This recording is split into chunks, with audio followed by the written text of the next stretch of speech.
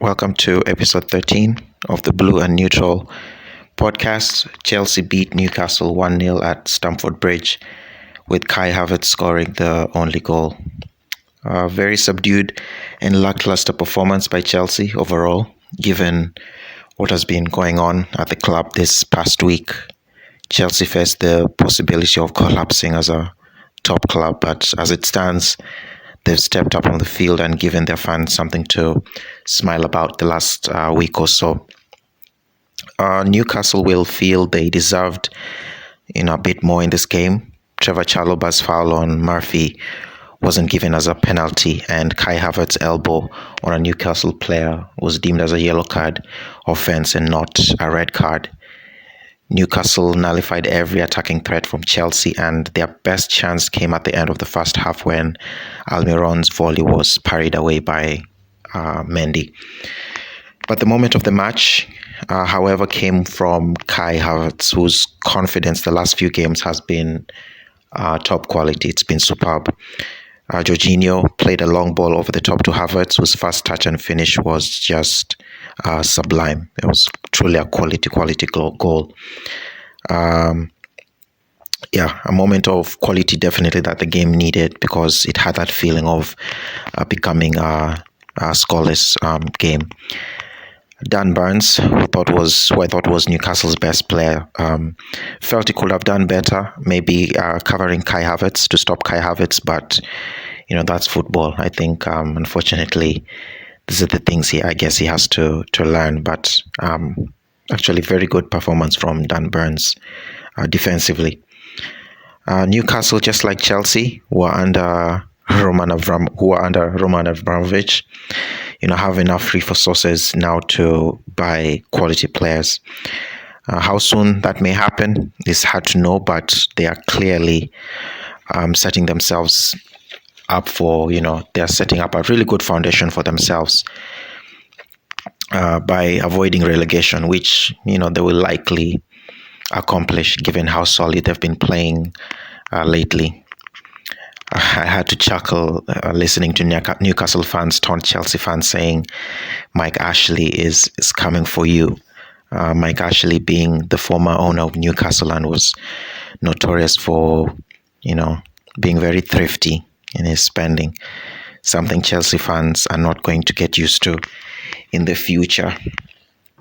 Timo Werner was really poor in this game. He, just like Havertz in the second half, he had maybe a fairly similar chance if his first touch was good, but again, he just looks like a player who has almost forgotten how to play football. His first touch is poor, his decision making, you can tell he's thinking about everything he's doing. There's nothing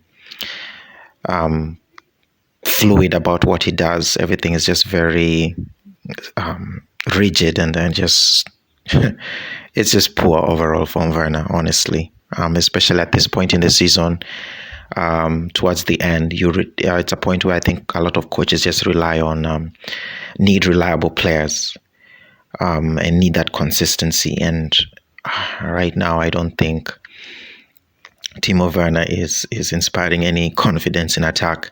I think same as Lukaku. Tuchel does not seem to trust him as his number 9. Kai Havertz obviously has stepped up in that role, and for this system, he's fitting in a lot well in this system.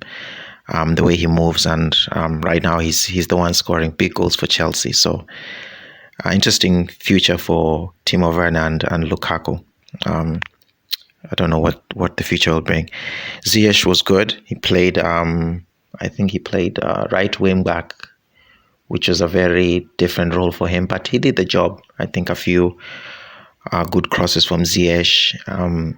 Solid overall. I think he just had a role to play, and I don't think he could have really done much other than what he did. Kante was at his solid best, breaking up play, making surging runs, same as Rudiger. When the game was kind of stagnant, Kante and Rudiger were the ones pushing from the back, trying to see and trying to make something happen. Trevor Chalobah is still young. He makes some silly mistakes, but there's definitely a player there. I think most Chelsea fans will say that he's showing quality. I think there's a lot more good than bad in Chalobah, and he's a player that obviously just needs time. Given like someone like Christensen is leaving the club, they say for Barcelona, I think Chalobah is suitable replacement in that role. So Chelsea, probably the realistic chance of in the Premier League is just securing a top 4 position. That's probably the best thing that can happen, unless either Liverpool or Manchester City completely collapse, which is very unlikely. So as long as Chelsea keep winning games, they will definitely secure a position in the Champions League. Maybe they can give their fans something to smile about by actually winning the Champions League back-to-back. extremely hard, and maybe not impossible, but extremely hard. But who knows? We've seen stranger things happening in football, but just judging by Chelsea's current situation, football-wise, it's very difficult for them. It's just day to day, and who knows what is going to happen. I'm old enough to remember the likes of Blackburn and Parma in Italy.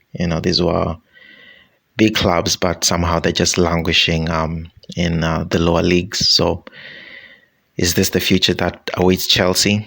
Who knows? But for now, they keep winning games in the Premier League and a big Champions League game coming up midweek versus Lille.